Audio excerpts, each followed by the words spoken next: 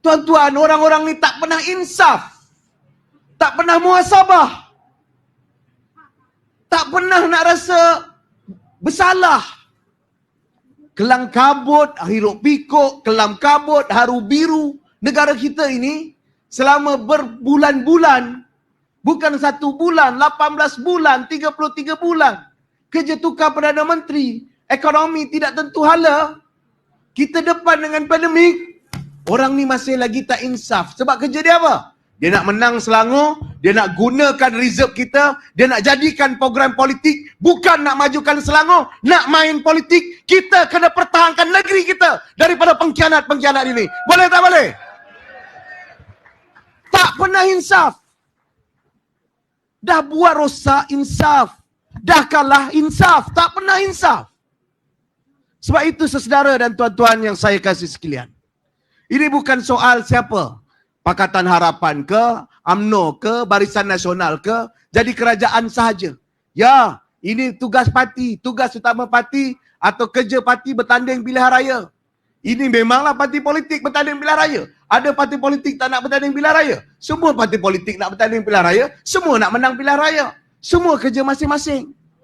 Tapi kena tahu kenapa nak menang, kenapa nak takbir, kenapa nak jaga negeri, kenapa nak jaga negara. Ini yang disebutkan menang Selangor, bukan kata nak bangunkan Selangor, nak majukan Selangor. Dia kata menang Selangor, nak tukar Perdana Menteri. Menang Selangor, nak rompak kerajaan. Menang Selangor, nak jatuhkan, nak hancurkan kestabilan dalam negara kita. Orang ini kita kena tolak. Orang Gombak kena buat keputusan. Tolak orang-orang seperti ini. Saudara dan tuan-tuan sekalian, kita di Selangor bukan mudah. Ya, bukan mudah, 15 tahun. Kita berdepan dengan kerajaan persekutuan yang tidak sama dengan kita. Benar, kita ada perbezaan dengan kawan-kawan kita sebelum ini. Tapi hari ini, kita sedia lupakan. Bukan sebab gila kuasa, tapi sebab negara kita sekarang ini memerlukan kestabilan untuk program pemulihan. Pemulihan negara daripada PKP yang panjang. Pemulihan negara daripada dasar yang terhumbang-ambing berbolak-balik. Pertukaran negara, pemulihan negara disebabkan Perdana Menteri bersila ganti selepas beberapa bulan. Kita nak pulihkan negara kita sama-sama. Kita nak kukuhkan ekonomi kita. Jadi kita pun gunakanlah. Alhamdulillah. Dengan sebab kestabilan yang telah kita bentuk. Dengan semangat cekal yang ada dalam negeri kita. Bukan saja pimpinannya tetapi rakyat negeri Selangor. Alhamdulillah. 2 tahun berturut-turut, tahun 2021, tahun 2022, kita berjaya melebihi kadar nasional daripada kadar pertumbuhan.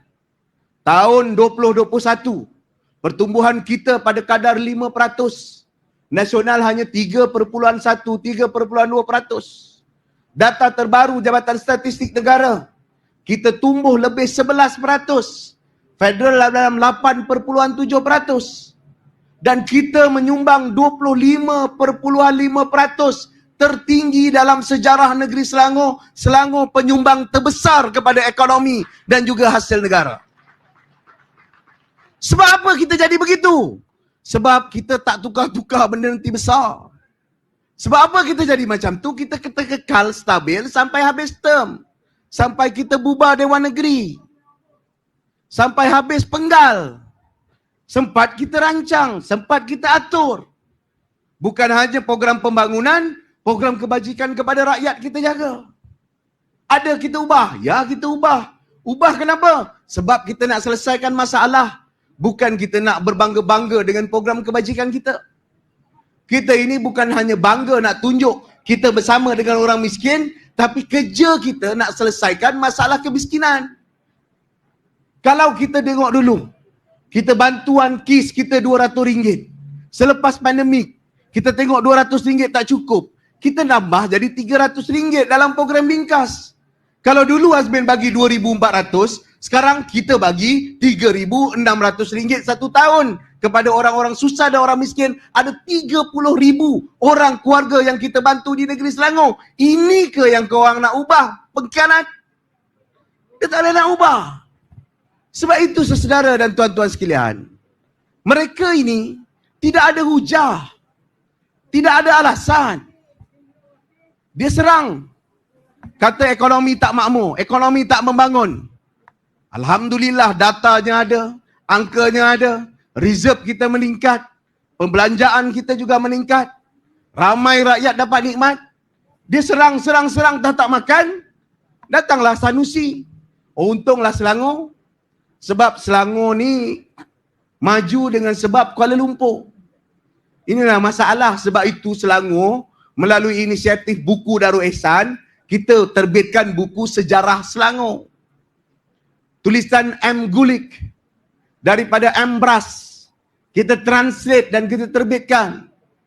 Di sana semua orang tahu bahawa Kuala Lumpur ni dulu sebahagian daripada Selangor. Atas kemajuan Selangor. Di tabat abad yang sebelum ini pun, Selangor serahkan Lukut kepada Negeri Sembilan. Lukut dulu tempat yang sangat kaya dengan getah dan juga biji timah. Selangor serahkan. Masa zaman penjajah dululah. Kalau maksudnya, daripada tahun 1900, Selangor dah ada pelabuhan. Pelabuhan Kelang itu tahun 1900. Port Stingham.